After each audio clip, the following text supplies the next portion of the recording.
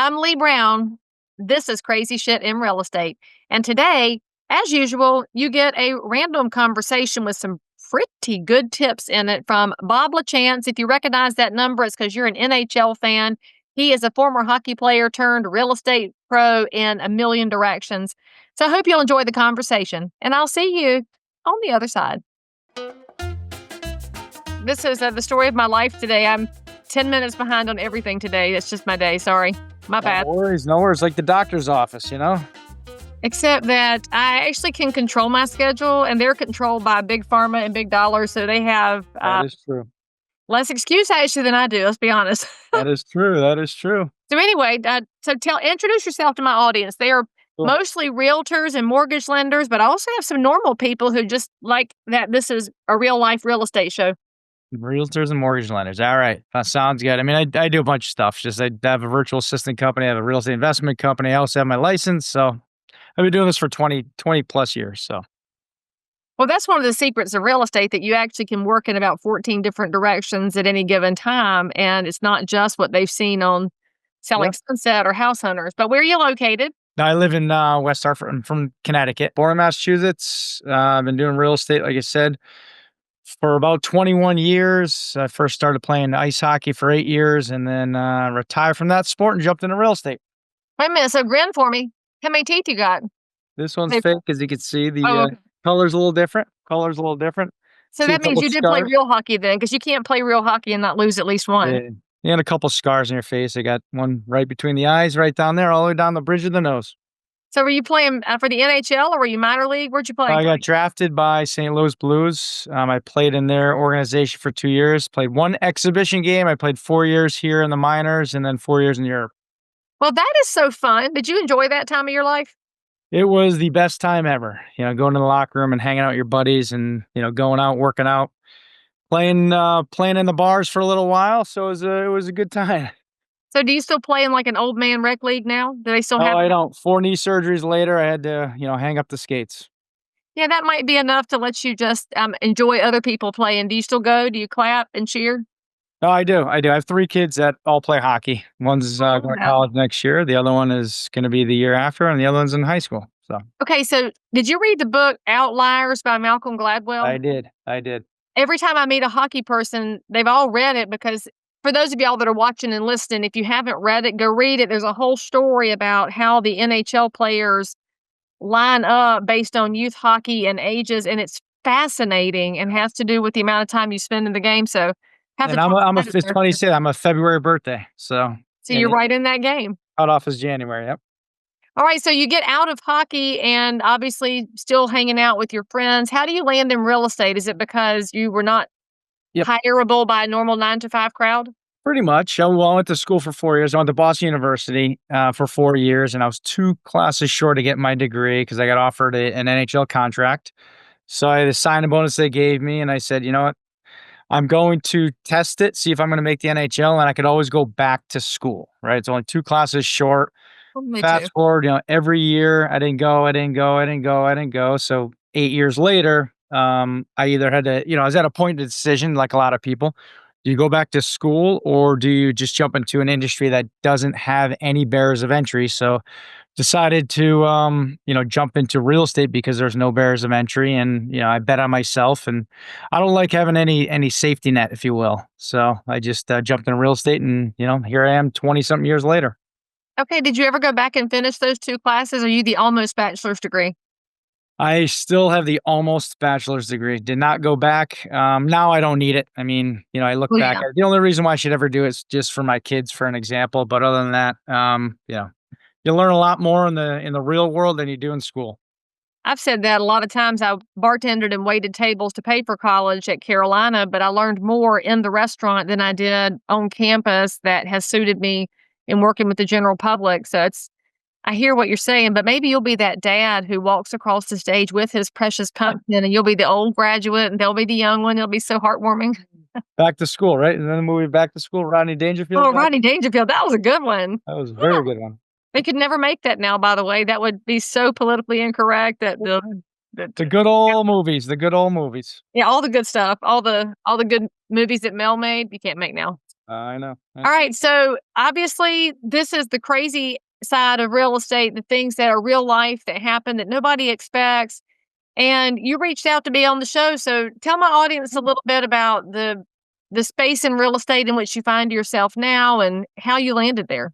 Yeah, it's kind of funny because I think we talked a little bit about this. Where you start in real estate is never where you end. So, my first deal started back in 2004 was a flip, and I thought I was a flipper. And then I got my real estate license just to get access to the MLS, not to buy and sell houses, to be very transparent. But I did get it to make extra income because I refer all properties over. I do some marketing, I refer it out. But anyway, just to take a step back, my first deal was a rehab property and did pretty well on it, made about 32 grand on it. And at that point, the biggest problem was I had no systems, no processes, nothing. I just came from the locker room and, you don't learn anything in the locker room besides, having fun. You're not talking about business. You're not talking about real estate, not talking about how to get buyers, how to get sellers, how to get clients. You're not talking about any of that. But what I did when I jumped in the real world is I door knocked. So after that first deal, I door knocked from 10 a.m. to 3 p.m. Friday or Monday to Friday every single day for a year. And knock on pre-foreclosure houses. Now the beauty of technology is you don't have to do that anymore. But do I recommend doing it to learn it? Yes. It's not easy. Full transparency. So anyone who's ever done that, you understand that it's a good way to cut your teeth and learn Yes. the business. It does teach you how to communicate and how to, talk to individuals, especially in the pre-foreclosure world. And I know that is coming back again. Short sale world's coming back again. I'm here in Connecticut and we're seeing a lot more foreclosures or pre-foreclosures, if you will, Right. come up. Notices defaults where whatever state you're in, Liz pendants in my state. But, you notice now there's more and more and more because that's what's coming into our office. And I'll get to what I'm doing now today. But this was back then, and then I started negotiating short sales. I partnered up with a guy who was my mentor back in the day, and this is back in 2004. So we're going back, and then negotiated probably I don't know 1,500, 2,000 short sale transactions. I got a door knocker underneath me. Started building my business that way. We know what happens, obviously, in 2007, 2008, 2009. But in 2007, helped start a real estate education program on the investment side. So that ended up, doing very, very well. We went from zero to literally selling over 250,000 or 250 million a year. This is in the future. We're in business for a long time. Company by the name of Fortune Builders. And then through those years, I did everything from, using my real estate license to doing knockdown rebuilds to losing a lot of money from not knowing what I was doing to coaching space. And then 2014, or 2013, I was introduced to what a virtual assistant was while I'm doing real estate. And it was very, very prevalent, very, very commonplace in the real estate agent space, but not in the investor space. So the platform I helped and the coaching program I helped create was in the investor space. And we would take agents on to actually teach them how to fix and flip properties, how to do different stuff. And it was really, really cool because a lot of agents now, especially nowadays, are seeing the opportunities by having your license and the investment opportunities, whether it's buy and hold, whether it's, rehabs, whatever, however you want to look at it. It's a very, very important space, I think, to do both nowadays. And again, this is just my opinion through 20 plus years that I've gone through. But anyway, 2014, the light bulb went on. I said, you know what? The virtual assistant space can be put into the education space and real estate investors could use this service. So I put them both together and I launched my first virtual assistant company back in 2014 because I would coach somebody one week. And I know you do some coaching as well. One of the most frustrating things when you coach and mentor is when you give someone an action plan and they don't actually do anything the week. Not even just half, none. Nothing. And that was the most frustrating. So I was like, there's got to be a product or a service. This started 2007 to 14 until it actually hit me. And I'm like, this is exactly what we need to give to all the students because you need some sort of service that will actually do it for them, is my point. So I created the service of, think about this. Now you're cold calling, now you're sending messages, now you're doing, lead generation for the agent world. It's huge for prospecting, lead nurture, follow up, right? Because, everyone's busy in the real estate agent world, same thing in the investor world. Because if you're going on a listing, who's doing your marketing? Phone's not Exactly. ringing anymore. Who's answering the phone? Who's talking to potential sellers? Who's talking to potential buyers? So that's when the light bulb came on. And then, since launched a couple different companies within that time. But fast forward now, I'm doing my virtual assistant staffing company. We have over 500 VAs, and also I have a real estate investment company with my real estate agent's license as well. And we did over 209 transactions last year on the investment side. So I'm doing all of that and lending money, etc. So with your virtual assistant company, are your assistants overseas or are they domestic, or do you have both? All my virtual assistants are the Philippines. I'm actually flying out next Tuesday for a team event. We're flying in about 60 individuals on my team for just a little get together, a little event, but they're all in the Philippines. Very good. All right. So you're actually doing the Wayne Gretzky, right? Where we all know Michael Scott said, if you're an Office fan, Michael Scott quoted Wayne Gretzky when he said, "You got to skate where the puck is For going." the Philippines. Yep. You were doing short sales before the Great Recession. So you were prepared for helping a really large population because you were educated and prepared for it. So for any agent who's listening right now who thinks, Leigh Brown, you and Bob are crazy, there's no foreclosures. Let me just tell you, when the economy goes into a very tumultuous time, which is what's happening right now, as people lose jobs, they will spend their home equity line money. They will find themselves in a financial pinch. So there is a house question mark in front of us. Now, it may be big, it may be small, but regardless, if you're the person who's prepared to take advantage of the changing market, not taking advantage of the people, but to be prepared for the changing market, now's the time to do it. But back to your point about how I can offer all the advice on the planet, you can offer all the advice on the planet. Humans have a nature to not take advantage of the opportunity in front of them because we procrastinate. We think it's never going to happen. We get lazy, we get distracted, we get unfocused. And the beauty of your company is that you're filling that gap on action items. How do you teach the virtual assistant to sound like the investor or the realtor that they're representing? How do you teach them a voice so that it sounds authentic? And I say this as a Southerner, I have a very hard time hiring assistants because they're not even remotely close to, not that they're going to have an accent, Yeah. but that they don't understand that North Carolina is a different market than Connecticut. How do you help it become more authentic and less AI, less bot feeling? Yeah, so we do training. We have a whole training team. I have a recruiting and staffing, or recruiting and sourcing team over there. And then once they go through all the application process, because we weed out 95% of the individuals that come to our company. Okay. Because what I found is, and the reason why I started, one of the other reasons why I started this company, because of the pain of hiring your own person. Hiring is rough. I don't Yes. like it. I don't know if you like it, but I hate it. I hire yeah, the yeah. person I, all the time because I'm reactive. yep. I'm like, "You seem fine. Let me take you." Then I'm like, "Oh, this was a terrible idea." Yeah. And I made that mistake so many times. So we created that whole, system process for individuals as well. And then as soon as they pass through our, application process up front, then they go to our training team and they train for about a month and then people can interview them. So it goes through the process already. The main reason why we do that is we weed out a lot of individuals that you will not want to hire. So I wish someone could do that here here in Connecticut. So which is pretty interesting. But once you go through the process, then you go to our operations team who manages the relationship between the VA and you.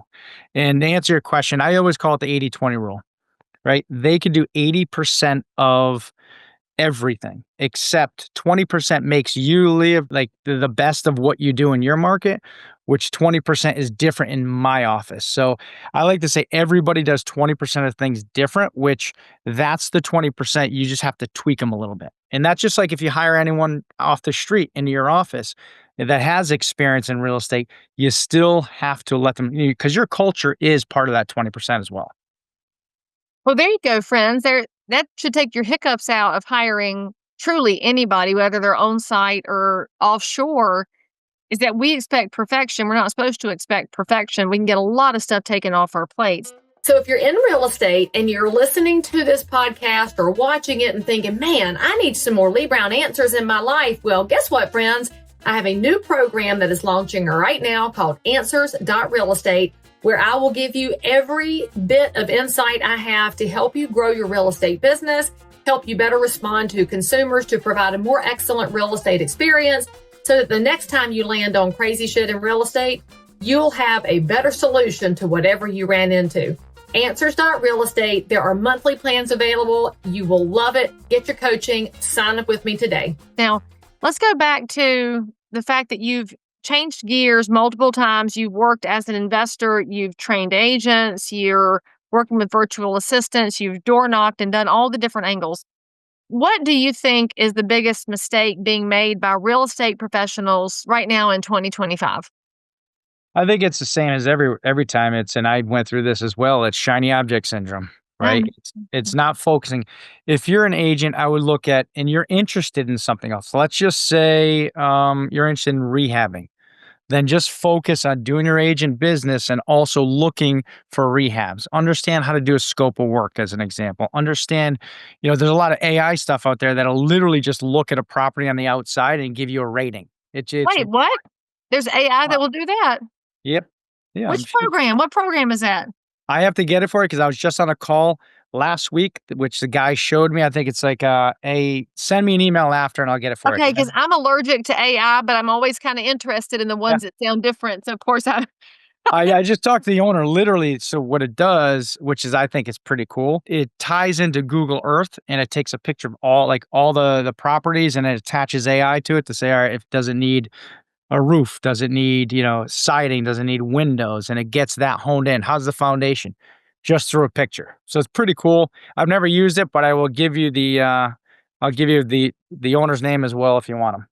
Okay, so if you're interested in this, write in the comments, write program, and then we will follow up with you and send you the link after we get it from Bob. And as usual, all of Bob's stuff will be in the show notes for this episode, but go write your one-word comment is program. We'll make sure we get that for you. All right, so back to, I totally interrupted you because my mind just exploded real quickly. Sorry. All right, what were we talking about again? We go off the biggest mistake real estate agents make, and you said it has to do with they don't understand scope of work, and then looking at exactly what you want to do, just focus on that one other thing, right? Because if you're really, really good at what you do, right, and you're listing properties, but you want to add in another, I like to call it line of business, but another tool in your tool belt, which would be, let's say, rehabbing. Don't try to do 7 tools in your tool belt at the same time, right? Because if you're also interested in passive income, then you're trying to think, well, I want to buy and hold. I want to jump into commercial. I want to do all this stuff. Just start with one thing and get good at it. And then you have the opportunity at that point to look at something else. But I find that to be a very, very challenging thing for all of us because, you got Instagram, you got TikTok, you got, Facebook, you have all this stuff that people are posting that you and I both know half of the stuff is not real. Correct. And that's the challenge that we all run into, especially the younger generation. Older we get, the calmer we are. Unfortunately, that's me personally speaking. I just turned 51, so I see things that we have to slow down to find our readers, Bob. That's the problem. Like I can't make a I actually need I have some. to find my readers. I need some. I'm still fighting it, but I have not jumped into that. I'll buy the 6-pack on Amazon. You're going to need a pair everywhere you go, and you'll lose them. All right, so agents are making the mistake and failure to understand how to focus, which I think is very fair, and I'm completely guilty of that myself. As a flipper, investor, rehabber, somebody interested in bringing houses back, it's kind of the way I like to look at it because I love these houses that can be saved from their condition. What's the biggest mistake you see investors making in a market like this? Because it's a different investor market than we've seen before. Yeah, you have to buy right, I think, because some markets are, I even see my area up here in Connecticut. We do some work in Florida. Florida markets, there's a lot more properties on the market. We have investors all over the country using my virtual assistants. And, you look at places like Texas, Dallas, there's a lot more inventory that's hitting the market. So we, as investors, as agents, have to look at days on market, have to look at inventory. So as we know, we're obviously everyone listening to this is probably very aware of their own market, but as inventory ticks up, right? And if you start to get into rehabs, you just have to look at those numbers, right? And we know that from back in the downturn, properties that need work are sitting longer. So a lot of times, as soon as the markets shift, this is what I've noticed through obviously the years that I've been in business. As soon as they shift, that means a better product has to come on the market. And those are the ones that sell rather than, everyone bidding up properties that need a lot of work because they're like, all right, there's no properties on the market. I'll actually do the work. So that starts changing over time. Okay, so I have to detour there because you mentioned days on market, and it is a very important tool. If you are a consumer, this is the clock that's ticking in the multiple listing service for how long a property has been available until it goes under contract. Some of our multiple listing services include the days under contract as part of the clock, but it depends on the MLS. There is a movement afoot right now by one of the biggest brands in real estate to keep properties from the MLS under the exact excuse of if the days on market accumulate, the public will then know that something's up with this house. And just for the record, the only reason days on market really get long is that it is not the correct price based on the condition it's in. It's always a price and condition thing. It's being positioned by this one real estate company right now as, well, if the seller wants to try a high price, they shouldn't be punished by days on market, which is a red herring argument. They So, should be they should be punished. If they're not going to listen to the individual that's a professional on it, they right. should be punished. We need to know. Like I need to know going into that property if it's been on the market for 120 days. I know I've got to have my investigator's hat on as to what's going on there. And it might be price, it might be market, it might be condition, but I got to figure out what it is. So how do you feel about that as somebody who relies on that indicator that there is a move afoot to stop showing days on market? I call that company a victim mentality company. If you look at that, I mean, it's absolutely ridiculous. I mean, you know where I stand on that. Everything should be public record, Transparent. transparent. That's it. You be transparent on it. If I'm a seller and I want to go, you know, $1 million over, there's a lot of properties listed in let's use an example, Cape Cod, right? Cape Cod. I mean, you have all let's North Carolina, right? I mean, you have properties in Charlotte, all these places where people try to go two, three, four, $500,000 over what the real value is. Well, it just takes one buyer and they're not in a rush to sell and they're not going to give it away. Is that all three of the excuses? It's Yeah. the only house like theirs. That's the fourth one. Oh, the house, yeah, the neighbor just sold, even though it's 7,000 square foot bigger, and And it it's was 3 years ago during the height of the COVID market. Don't forget that part. yeah, yeah, correct. So 100%, I 100% disagree with that company. It's basically just trying to control, keep buyers in house, not disclose, etc. So I mean, I can't fault them for it, but I think it's ridiculous.